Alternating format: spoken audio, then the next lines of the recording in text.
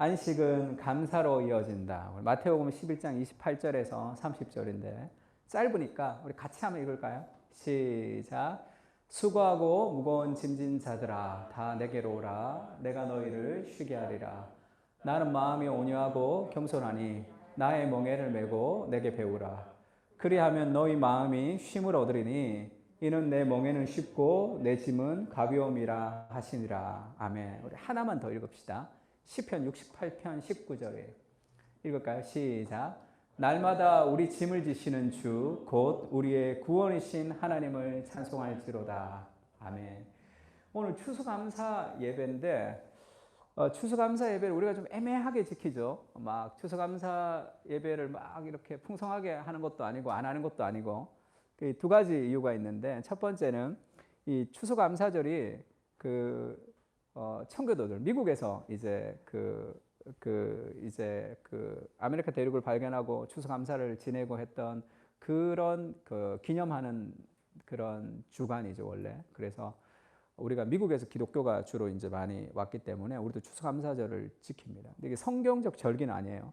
성경적 절기로 뭐 추수를 감사하는 절기가 있긴 있지만 그것은 구약의 제사의 한 형태이니까 그걸 오늘날까지 가지고 와서 뭐 초막절이니 다 지키는 것은 그리스도께서 성취하셨기 때문에 좀 뭐라 그럴까요? 좀 극단적으로 얘기하면 미국의 추석을 지금 우리가 함께 이제 누리는 거니까 그것이 이제 교회의 절기로 들어오기는 쉽지가 않습니다. 성탄절, 부활절하고는 다른 거예요.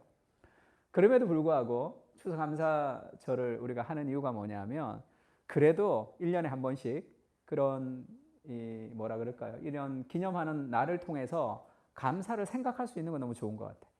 그래서 추수감사절을 하고 두 번째는 그런 거 있죠.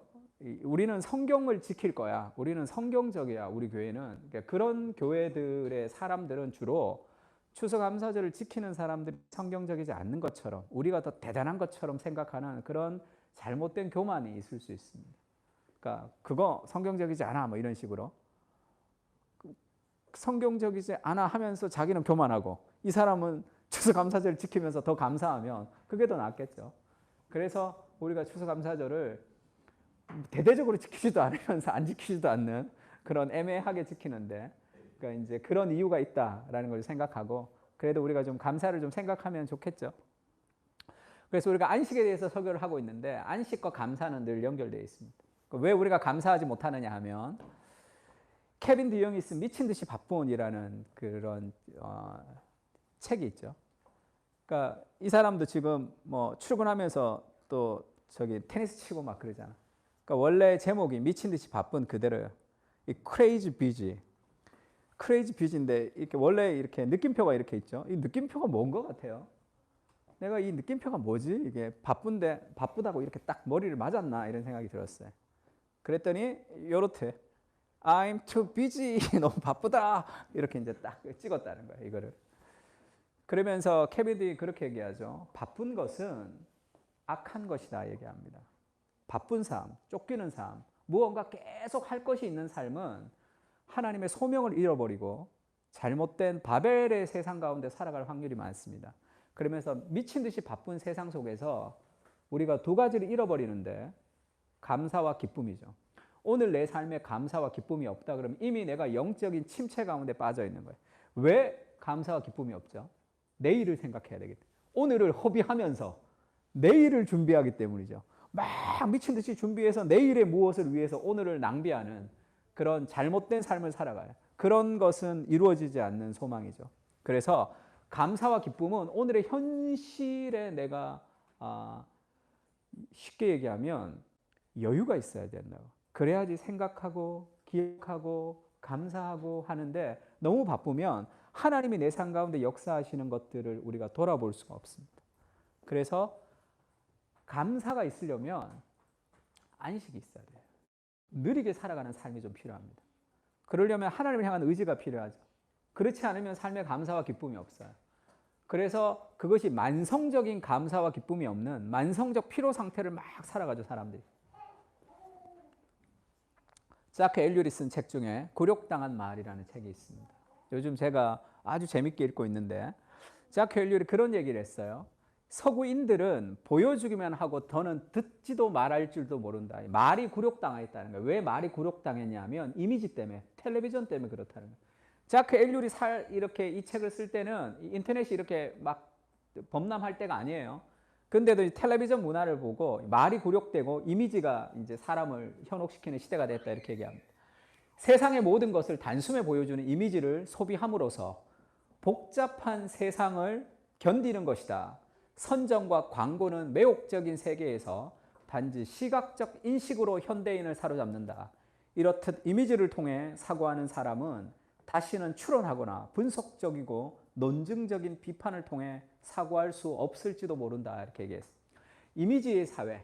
그러니까 계속 이미지를 우리가 보여주는. 그래서 제가 안식 설교하면서 제일 충격받았던 게 우리가 제자훈련하면서 피드백을 받을 때도 그렇고 사람들한테 설교 나눔을 들을 때 저녁에 미디어에 노출이 너무 많이 돼 있다는 걸 깜짝 놀랐어요. 그렇게까지 나는 우리 교회 아니고 교회 안 다니는 사람들만 그렇게 미디어를 볼 줄 알았는데 그렇게 계속 미디어의 홍수 속에 있으면 그거는 내 영혼이 정신이 쉬지를 못해요. 계속 들어온단 말이에요. 사색과 묵상이 사라지는, 깊이가 사라지는 시대. 아주 얄팍한 삶을 살아가는 그런 시대가 이제 되는 거죠. 그러면서 자크 엘률이 그렇게 얘기해요. 뉴스가 부정적인 뉴스를 막 계속 양산하죠. 왜? 부정적인 것이 사람들이 더 클릭하거든요. 그래서 부정적인 뉴스, 짤막한 단신의 부정적인 뉴스를 계속 보게 되면, 이미지를 보게 되면 이미지는 사고하지 못합니다. 사람을 사고하게 하지 못해요. 그래서 그런 이미지의 짧은 부정적인 뉴스를 자꾸 보게 되면 삶은 현실에 매몰되게 된다는 거예요. 더 큰 세계를 바라볼 수 있는 연결성을 잃어버린다 이렇게 얘기했습니다. 이게 무슨 얘기예요? 짧은 이미지, 짧은 그런 뉴스들을 계속 소화하면서 거기에 매몰되면서 정말 우리가 보이는 세상 속에서 불안과 두려움 속에서 계속 우리가 끌려가며 살아가야 되는 거죠. 보이지 않는 세상에 대해서 우리가 살아가려면 그 이미지의 홍수 속에서 우리가 그것을 좀 끊고 좀 하나님을 묵상할 수 있는 그런 새로운 사고가 우리 속에 들어와야 된단 말이에요. 그래서 안식이 없으면 삶의 감사와 기쁨이 없습니다. 그걸 내가 문화 내러티브를 계속 쫓아가면. 손석희 씨가 그 JTBC 사장 하다가 지금 어디 특파원으로 간다 그러다가 책을 하나 썼어요. 장면들이라는 책을 하나 썼어요. 책에서 내가 좀 인상 깊었던 게 어젠다 키핑이 자기의 어떤 그 미디어의 어떤 모토다 이렇게 얘기해요. 어젠다 키핑이 뭐냐면 워낙 뉴스들이 바쁘게 돌아가니까 사람들의 시선을 잡으려면 그런 감각적인 뉴스들이 계속 나와야 되죠. 한 뉴스를 키핑하면 그거는 사람들에게 식상해진단 말이에요. 근데 이게 그럴 만한 가치가 있는가? 왜냐하면 대중은 쉽게 잊어버리죠. 그래서 이슈를 덮어버리는 그런 시대를 살아가잖아요. 그래서 막 수많은 이슈들 속에서 정말로 필요한 것들을 자기가 좀 이렇게 키핑을 해야지. 그래야지 그것이 이제 유지되는 거예요. 시청률과 그 키핑 사이에서 굉장히 고민했던 얘기들을 이렇게 쭉 썼더라고요. 세월호 사건 같은 것도 자기들이 키핑을 했기 때문에 200일이나 계속 방송을 했던 그런 얘기들을 쭉 했습니다. 마찬가지죠. 그렇지 않으면 계속 흘러가는 세상 속에서 우리가 흘러가면서 보이는 세상 속에서 보이지 않는 것들에 대해서 우리가 생각하지 못하는 좁은 이미지 속에서 내 삶에 막 매몰되며 살아갈 확률들이 많습니다.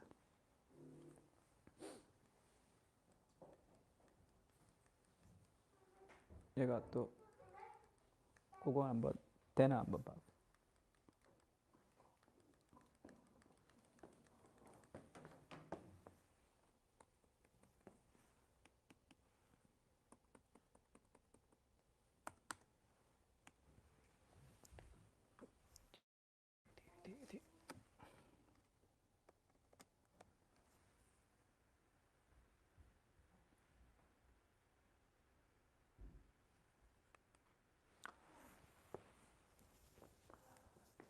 민수기 20장 4절 같이 한번 읽어볼까요? 4절 5절 시작.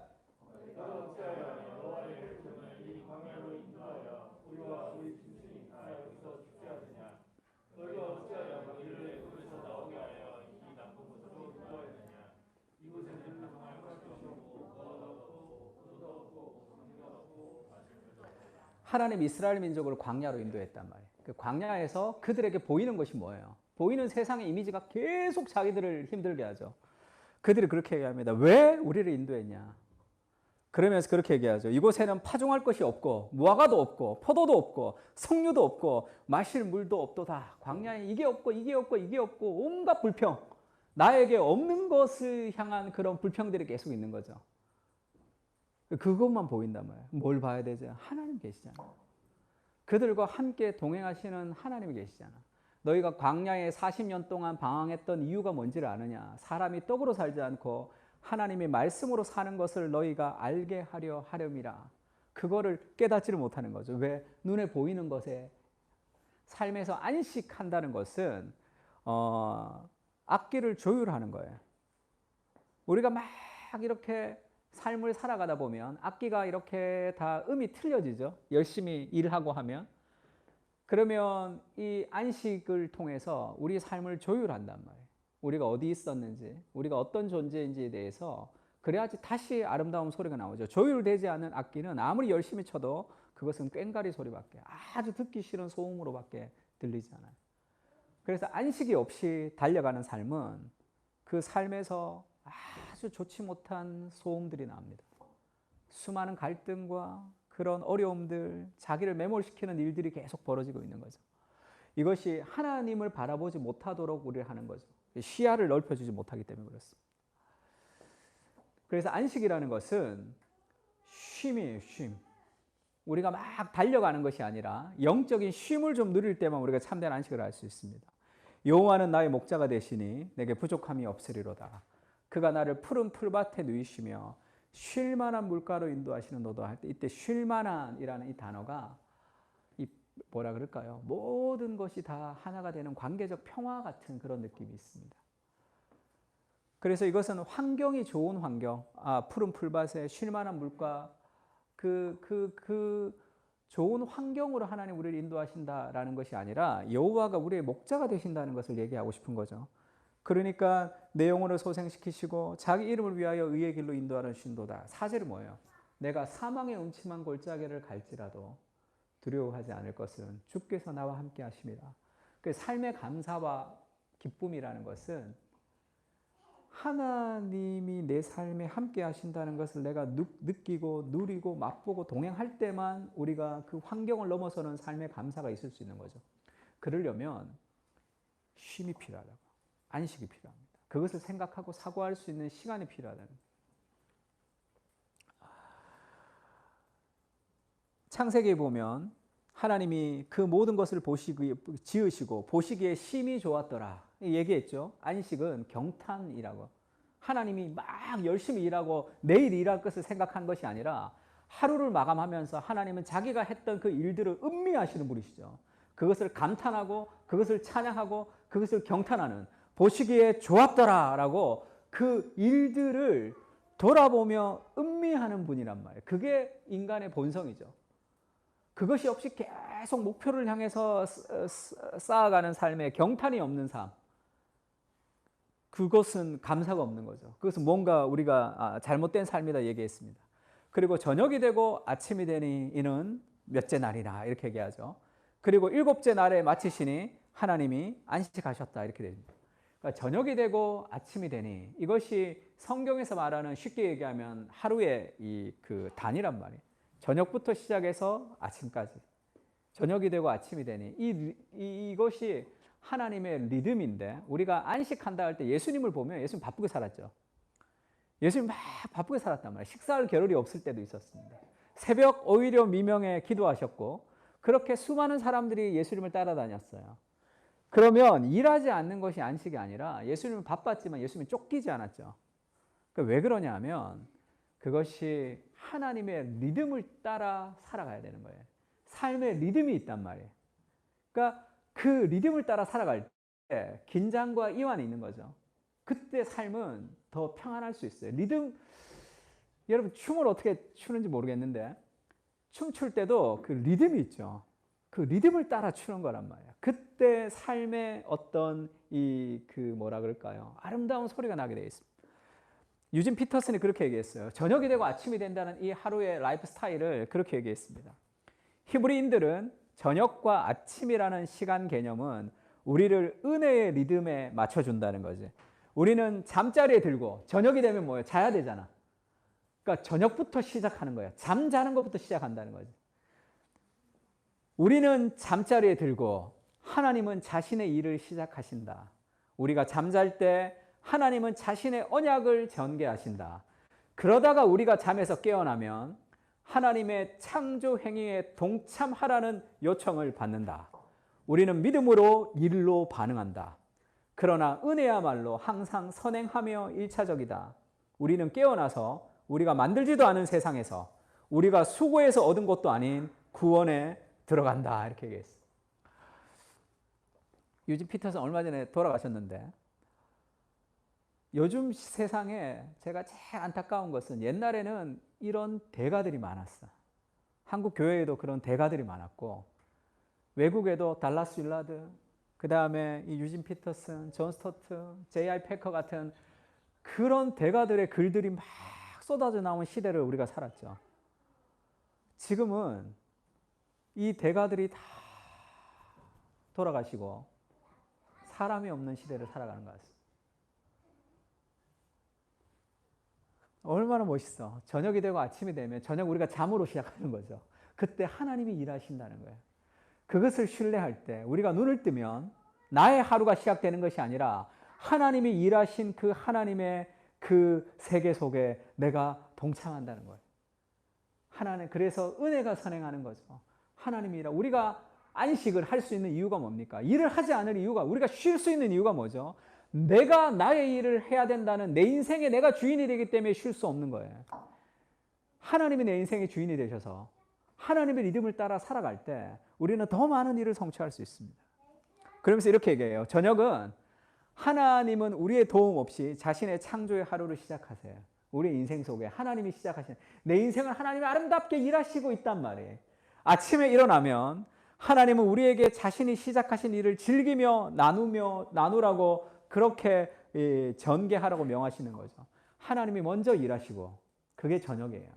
잠자는 것부터 시작합니다. 그리고 아침에 일어나면 그 하나님의 창조의 행위를 우리가 동참하고 또 내가 잠들면 하나님이 일하요. 하나님이 주도하시는 인생 속에 내가 있단 말이에요. 내가 하루를 계획하지 마. 그러니까 인생 힘든 거야. 삼위일체를 C.S. 루이스가 춤춘다 이렇게 얘기했죠. 어떤 사람은 불경스럽게 들릴지 모르겠지만 삼위일체는 자기는 춤이라 표현하고 싶다 이렇게 얘기했습니다. 근데 그거는 불경스러운 게 아니고 삼위일체를 춤이라고 표현한 것은 self-giving love, 서로가 서로에게 자기를 내어주는 사랑이에요. 그러니까 모든 사랑은 자기중심적이죠. 그래서 다른 사람이 내 주위로 돌아야 돼. 내가 한마디 하면 다 명령을 따라 돌아야 돼. 삼위일체는 하나님의 말씀에 예수님이 순종하시고 예수님의 말씀이 성령께서 순종하시는 그런 서로를 내어주는 사랑이란 말이에요. 그렇게 서로가 서로를 향해서 도는 사랑이죠. 마치 이거와 같아요. 앙리 마티스의 춤, 댄스라는 뉴욕에 가면 현대미술관에 있어요. 모마에 가면 이 전시되어 있습니다. 나 이 사진 좋아하는데 이 사람 지금 뭐 하고 있어요? 뭔가 이렇게 자기도 뭐 이렇게 좀 돌고 싶다. 이게 뭐 인간의 원초적인 것을 표현한다 이렇게 얘기했는데 저는 인간의 가장 원초적인 걸 어떤 사람들은 원이라고 그러죠. 원불교 같은 경우에도. 왜 그렇게 원으로 표현하냐면 그게 삼일체의 어떤 그림자가 남아있기 때문이라 저는 그렇게 생각합니다. 이렇게 도는 거죠. 이 삼위일체의 이 행복, 삼위일체는 행복했어요.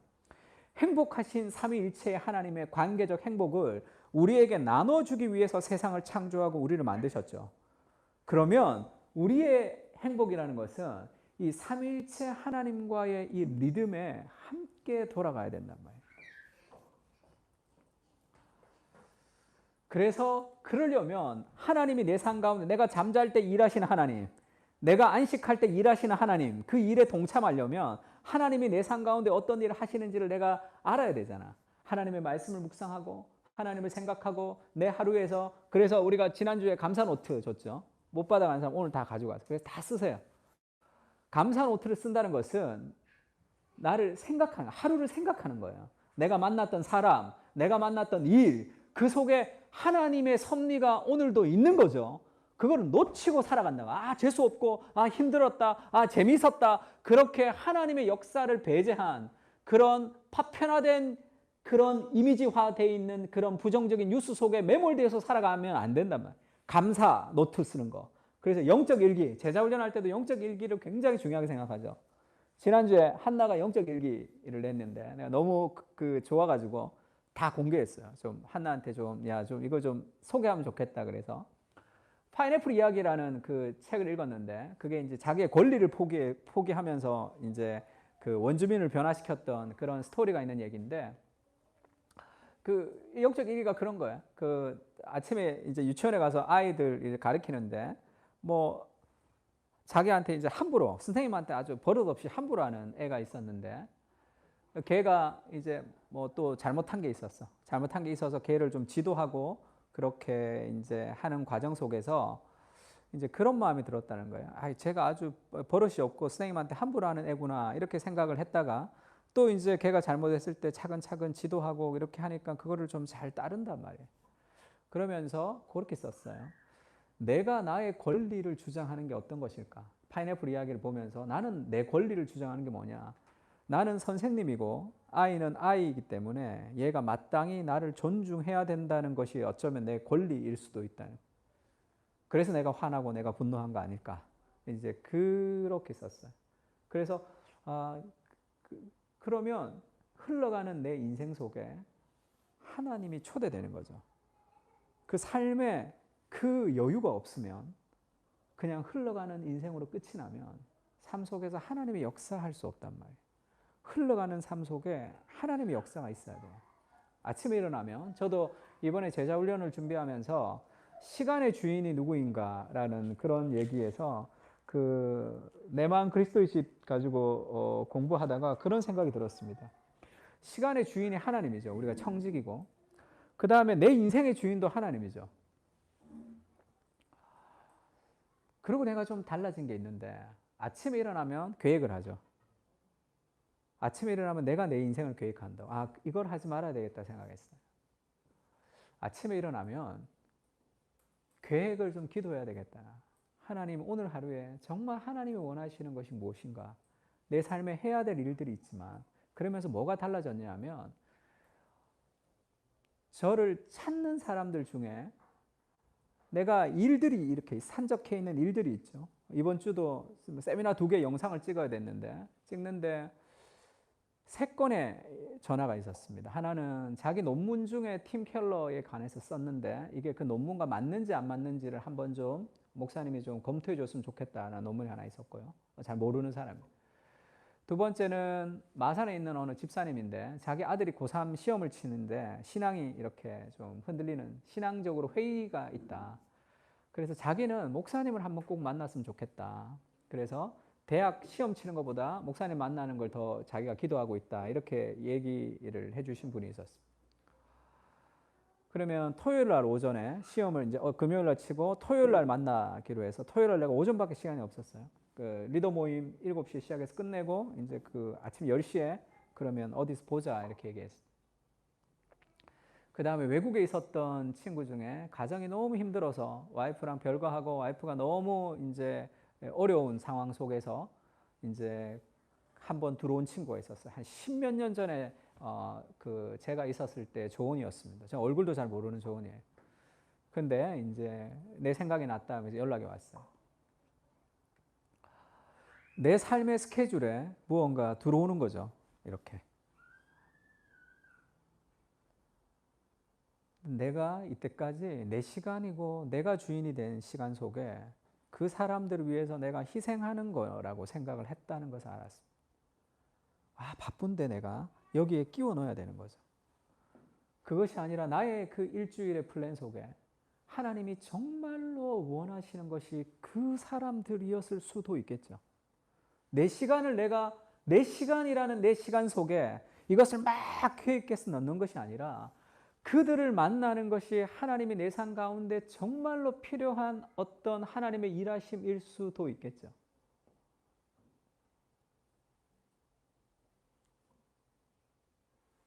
그러면 하루의 계획이 좀 달라지는 거죠. 내가 해야 될 일들도 있습니다. 그것은 반드시 해야 될 일들이고 그래서 그 시간을 좀 피하면서 또 내가 좀 할 수 있는, 내가 조금 더 밤에 조금 더 일하면 할 수 있을 만큼의 날짜와 시간들로 그것을 좀 다 좀 배치를 했어요.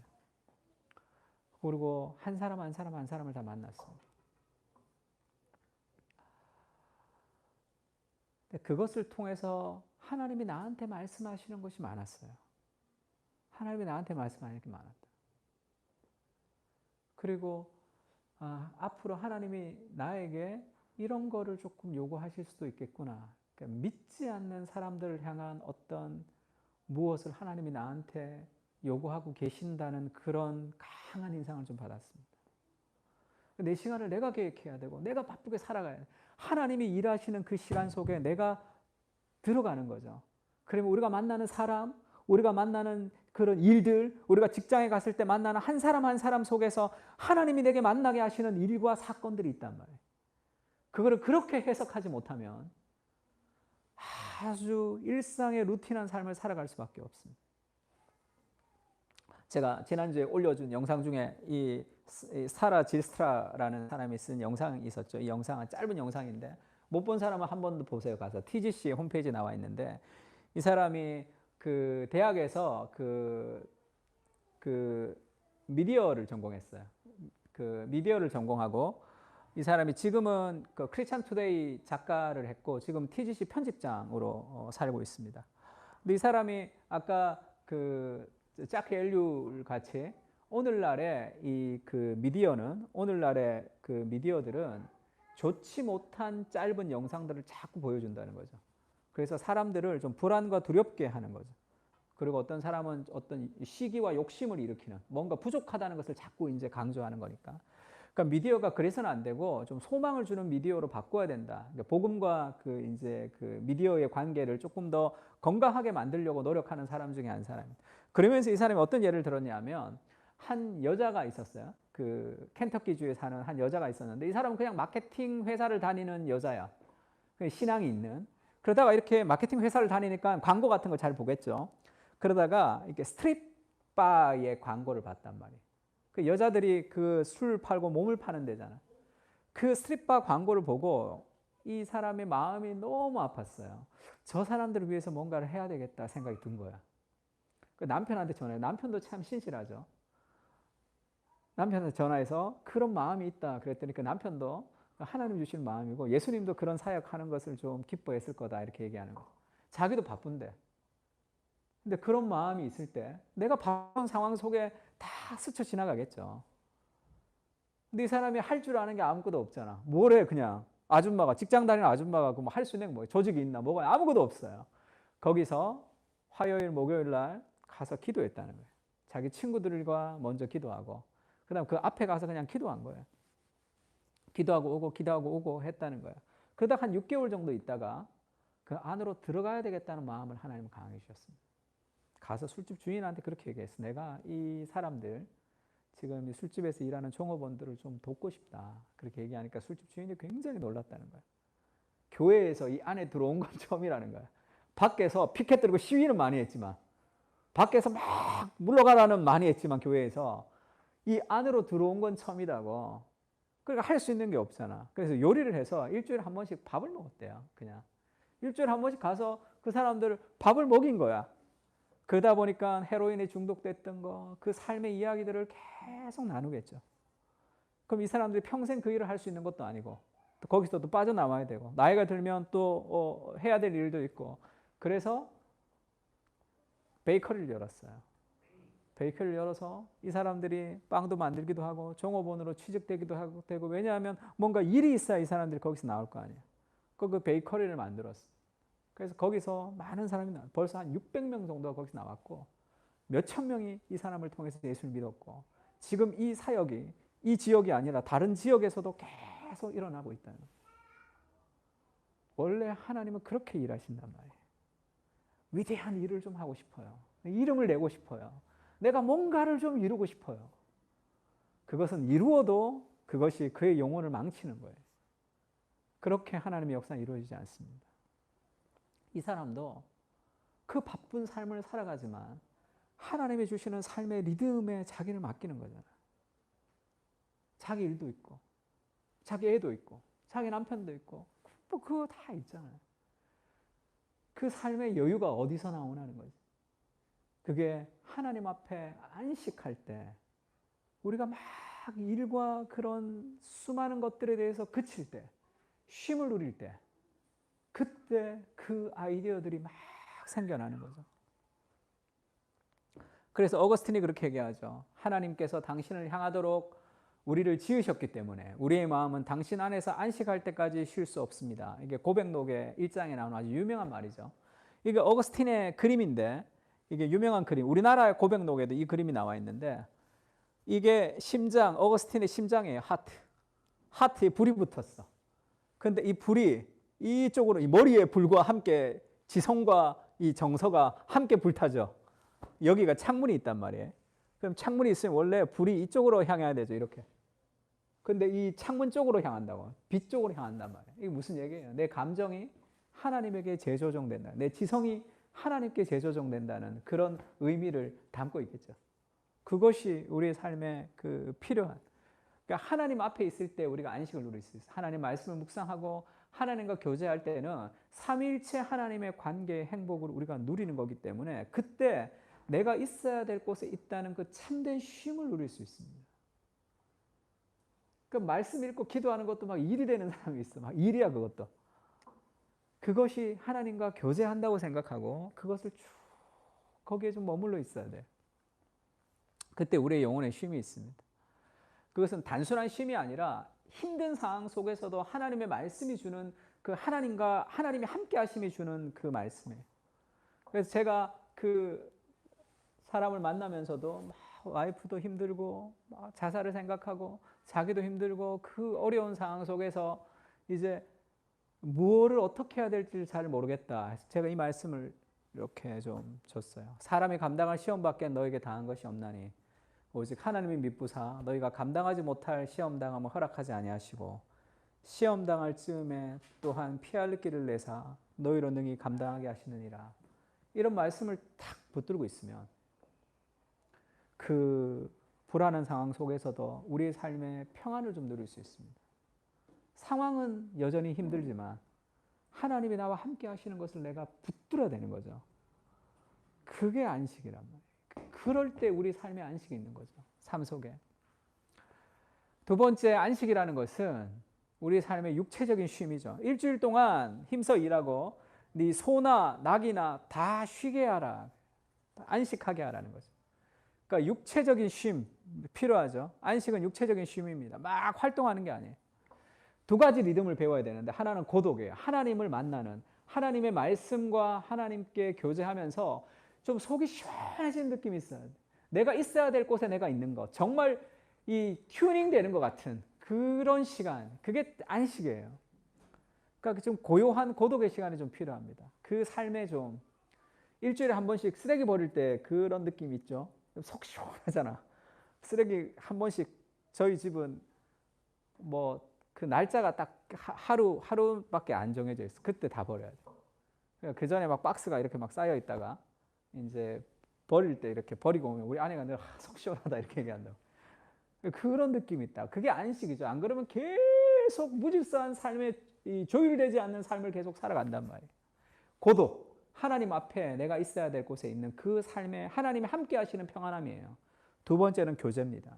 이 고독과 교제의 리듬이 있어야지 하나님 앞에 깊어지면서 그것을 나누면서 우리는 더 풍성해지고 사람과 나누면서 나를 더 깊이 알아가고 하나님을 더 깊이 알아. 이건 같이 상호작용으로 작용합니다.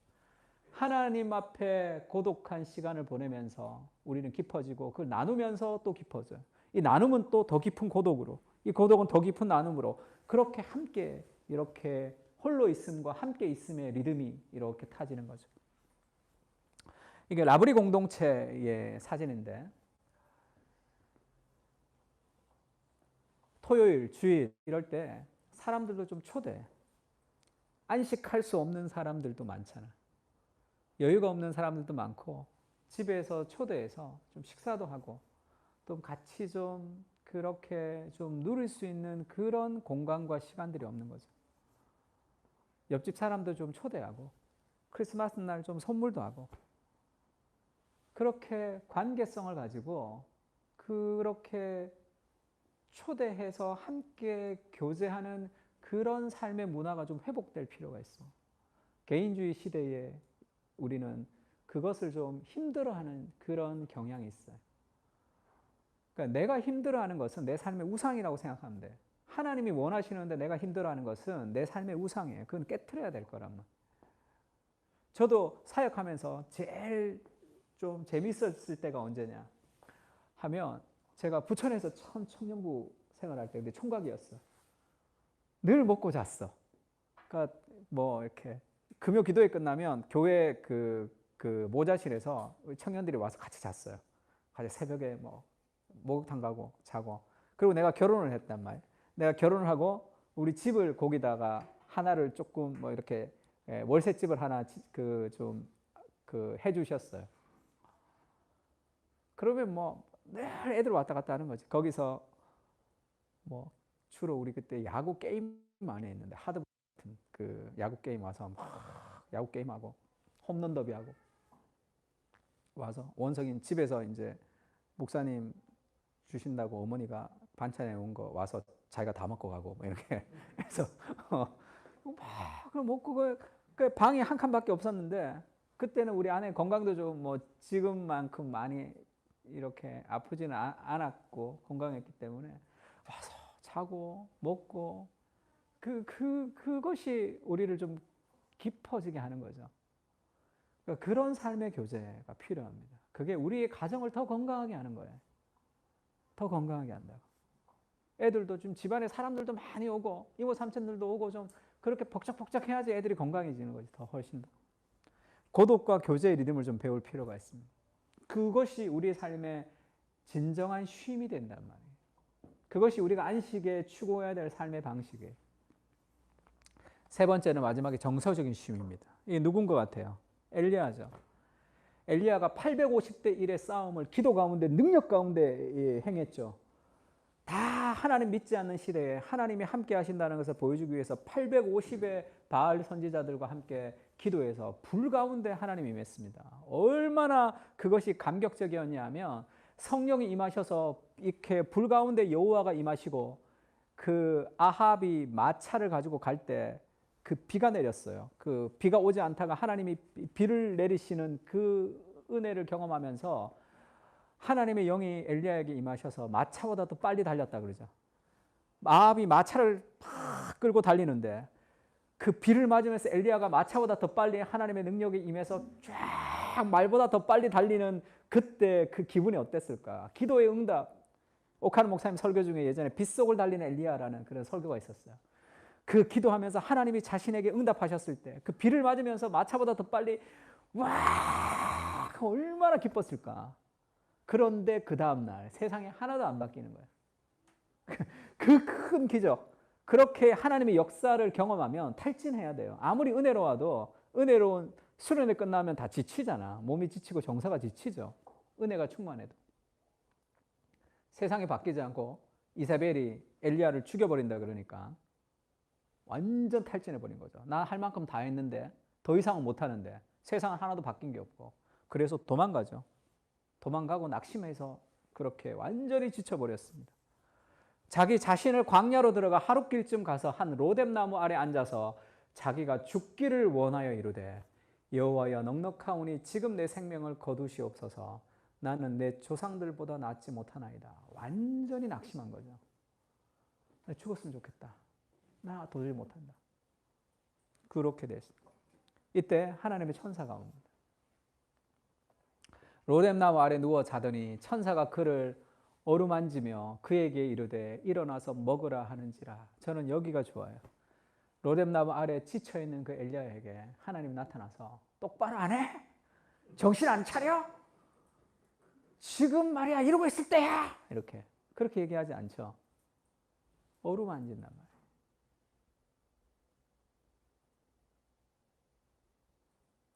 우리의 연약함, 우리의 실패, 우리의 좌절, 그것을 하나님이 다 아시는 그분이 우리를 어루만진단 말이에요. 그러면서 그렇게 얘기하죠. 일어나서 먹으라 이렇게 얘기합니다. 이 아플 때 엄마들이 이렇게 애 먹이듯이 일어나서 먹어라 이렇게 그 어루만지면서 그의 정서를 위로해 주시죠. 네가 얼마나 힘드냐. 그래서 본즉 머리맡에 숯불에 구운 떡과 한 병 물이 있더라. 그걸 먹고 마시고 또 자죠. 또 잔다고. 그리고 천사가 또 그를 어루만지고 또 먹인다고. 먹이고 재우고 그리고 하나님의 산 호렙까지 가죠. 하나님의 산 호렙에서 하나님을 만나는데 여호와께서 너는 가서 여호와 앞에 산에 서라 하시더니 여호와께서 지나가시는데 여호와 앞에 크고 강한 바람이 산을 가르고 바위를 부수나 바람 가운데 여호와께서 계시지 아니하며 바람 후에 지진이 있으나 지진 가운데도 여호와께서 계시지 아니하며 지진 후에 불이 있으나 불 가운데서도 여호와께서 계시지 아니하더라 하더니 불 후에 세미한 소리가 있는지라. 그 기적의 엘리야, 그 능력의 엘리야, 그 엘리야가 지금 지쳐있는 그 삶을 하나님이 어루만지시고 그를 먹이시고 재우시고 그 다음에 그를 하나님의 산 호렙에 가서 그를 부르시죠. 불 가운데 바람 가운데 능력 가운데 하나님이 나타나지 않고 그 지친 그에게 세미한 음성이 들렸다. 영어 성경에는 gentle whisper 그렇게 번역됐습니다. 그 잔잔한 목소리로 그의 정서를 치유하시는 거죠. 엘리야에게 하나님 질책하지 않습니다. 너 왜 그 모양이냐? 왜 그러냐? 왜 그렇게 하냐? 그렇게 얘기하지 않고 그의 연약함을 그대로 받으시고 그 다음에 그의 불평을 그대로 받으시죠. 다 없고 지금 나만 있고 막 그 불평을 하나님이 다 받으시고 세미한 음성으로 말씀하시고 그 다음에 하나님이 그렇게 얘기하죠. 엘리야가 듣고 겉옷으로 얼굴을 가리고 나가 길 어귀에 섬에 소리가 그에게 임하여 이르시되 엘리야야 네가 어찌하여 여기 있느냐. 내가 막 하나님 앞에 막 온갖 욕 다 하죠. 내가 제다를 헐며 이랬는데 나만 남았는데 그들이 내 생명을 찾고 다 끝났습니다. 이렇게 막 불평한단 말이에요. 네가 어찌하여 여기 있느냐. 이게 그렇게 들려요. 저는 예전에 그 도울 김용옥이라고 있었죠. 그분이 뭐 도마복음 이런 거 쓴 거 보면 말도 안 되게 썼던데 그 사람이 아주 거의 천재적인 사람이죠. 그래서 동양 철학을 전공했는데 고려대학에서 동양 철학을 전공했고 그 다음에 대만에 가서 또 동양 철학을 공부했습니다. 그 다음에 일본에 가서도 공부했어요. 그래서 동양 철학을 일본과 중국과 한국을 다 섭렵해서 그 다음에 하버드로 진출했어요. 하버드에 가서 이제 동양 철학에 대해서 이제 공부하니까 그 서양 교수가 하는 얘기가 우습단 말이야, 자기가. 그래서 서양 교수들이 막 하버드에서 얘기하는 것이 이제 자기가 아주 교만해서 젊으니까 우습다. 그래서 막 좀 수업 시간에도 막 딴지 걸고 막 그랬대. 교수를 막 이렇게 공격하고 그랬다는 거예요. 근데 그 교수 중에 굉장히 인품이 좋은 교수가 있었대요. 근데 이제 그 한 번은 시험을 쳤는데 시험을 다 A인데 그 점수가 안 나왔다는 거야. 점수가 안 나와서 그 교수가 지나가면서 이제 그렇게 얘기하더래요. 야, 네가 점수가 안 나왔는데 네가 혹시 오해할까봐 내가 얘기하는데 네가 정말 잘했는데 뒷페이지를 네가 하나도 안 썼더라. 그래서 점수가 안 나왔다. 뭔가 다른 것 때문에 점수가 안 나왔다고 그렇게 혹시 오해할까봐 얘기했다. 얼마나 그렇게 그 교수한테 대들었으면 그런 얘기를 하겠어. 그렇게 승승장구하듯이 막 교만하게 공부하다가 그렇게 3개나 공부했으니까 나이가 많이 들었잖아요. 박사학위 논문을 쓰기 직전이었는데 자기가 나이가 많이 들었는데 이뤄놓은 게 하나도 없는 거야. 내가 얼마나 공부했는지도 잘 모르겠는 거야. 학위도 지금 안 했고 나이는 들었고 친구들은 다 뭐 했는데 대학을 3개나 다니고 하버드까지 왔으니까 나이가 이렇게 많이 됐는데 자기가 이뤄놓은 게 하나도 없잖아. 그래서 거기서 그냥 인생을 그냥 포기해버린 거죠. 매일 술 먹고 공부 안 하고 계속 이렇게 회의에 빠져가지고 그렇게 살았다는 거예요. 그러니까 술 먹고 어느 날 이렇게 벤치에 누워 있는데 눈을 떠보니까 누가 자기를 이렇게 보고 있더래. 그 교수란 말이에요. 교수 눈에 눈물이 그렁그렁그렁 맺혔더라. 그러면서 자기한테 그렇게 얘기했다는 거야. 얘야, 네가 왜 이러고 있냐? 네가 지금 왜 이러고 있냐? 그 얘기를 듣고 정신이 바짝 들었다. 그래서 2주 만에 써서 박사를 패스했다는 그런 전설 같은 얘기가 있어요. 2주 만에 푹 써서 그 교수 집에 딱 가서 교수가 그걸 그 자리에서 쫙 다 읽고 축하한다. 그러고 그러다 교수로 들어온 거죠.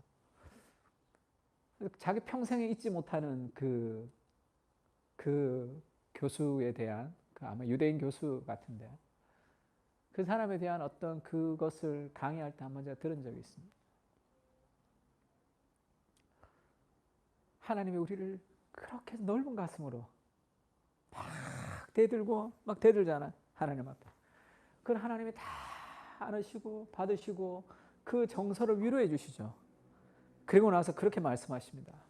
너는 길을 돌이켜 광야를 통하여 다메섹에 가서 이르거든 하사엘에게 기름을 부어 아람 왕이 되게 하고 님시의 아들 예후에게 기름을 부어 이스라엘 왕이 되게 하고 그리고 엘리사에게 기름을 부어 너를 대신하여 선지자가 되게 해라. 결국 능력과 기적으로 세상이 변하는 것이 아니라 사람을 세우라는 거죠. 엘리사 선지자를 세우고 그 왕을 세우는 그 일을 통해서 하나님의 새로운 역사, 기적과 능력 불 가운데 계시지 않고 세미한 음성 가운데 일하시는 그 하나님의 위로를 경험하게 하는 거죠. 그래서 그 엘리야가 다시 힘을 내어서 그 하나님의 역사를 일으키는 하나님의 사람으로 살아가는 거 아니에요. 우리가 하나님 앞에 감사해야 되는 그런 일들은 우리가 뭔가를 많이 이루기 때문에 감사하지 않죠. 우리가 뭘 이루었어? 이룬 게 뭐가 있어요? 내가 열심히 하나님 앞에 살아갔지만 뭐 이룬 것이 없이 그런 연약한 인생을 살아가지만 우리의 연약함을 이해하시는 하나님께서 날마다 우리의 짐을 대신 져주시는 그 하나님께서 우리의 연약함과 우리의 마음을 다 이해하시는 그 그리스도가 우리와 함께 하시는 것을 통해서 우리가 회복되며 감사하며 기뻐할 수 있는 거죠. 시편을 가지고 기도하라. 우리 시편 가지고 기도하죠. 시편 가지고 기도하는 이유는 정서의 회복이에요. 시편에 온갖 정서가 다 하나님 앞에 다 내어놓잖아요. 그렇게 우리의 정서가 좀 재조정될 때 하나님 주시는 삶의 평안을 우리가 누릴 수 있습니다. 그래서 수고하고 무거운 짐진 자들은 내게로 오면 내가 쉬게 하리라 이렇게 약속하셨고 날마다 우리의 짐을 지시는 주곧 우리의 구원이신 하나님을 찬송할지라. 이 구절 참 좋아하는데 하나님 앞에 기도하면서 우리의 수많은 짐과 걱정과 염려를 이렇게 드리세요. 날마다 우리의 짐을 지시는 날마다 예수님이 우리의 짐을 대신 져주신단 말이에요. 히브리서 2장 17절 18절 마지막으로 한번 읽어봅시다. 그러므로 시작.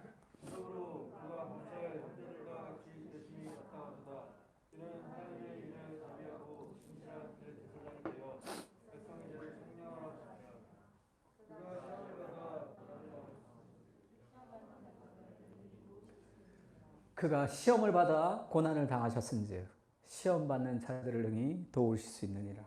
우리의 실패와 우리의 좌절과 우리의 그 연약함에도 예수 그리스도께서 우리의 짐을 지시고 우리와 함께 하시는 그 은혜, 그가 시험을 받았기 때문에 우리가 얼마나 그 시험 앞에 힘든지를 아시는 거죠. 그래서 그분이 우리를 능히 도와주시는 분이죠.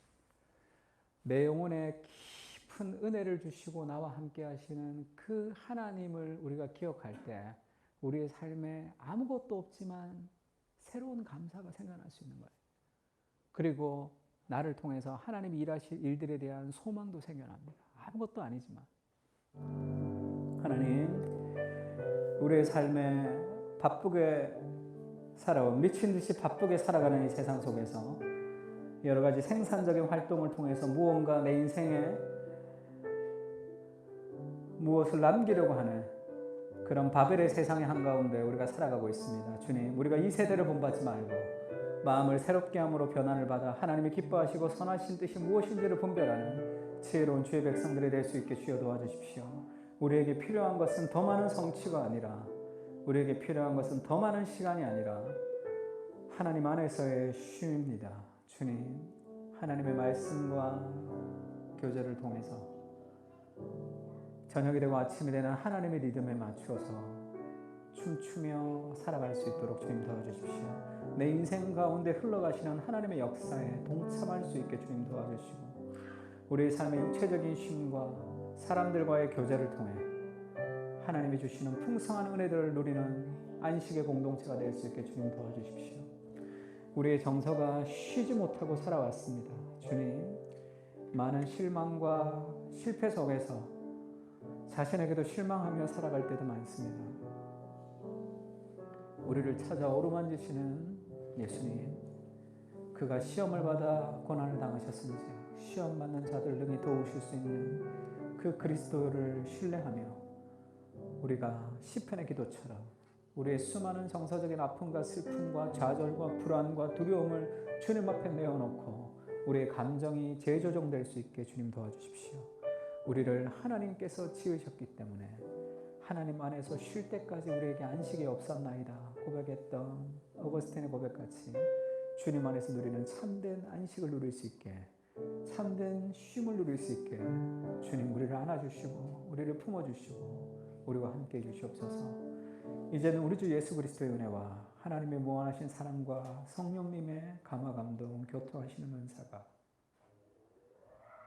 하나님 안에서 영혼과 육체와 정서의 깊은 쉼을 누리기를 원하고 돌아가는 사랑하는 그 사랑교회 교인들 머리 위에 이제부터 영원까지 함께 계실지어다. 아멘.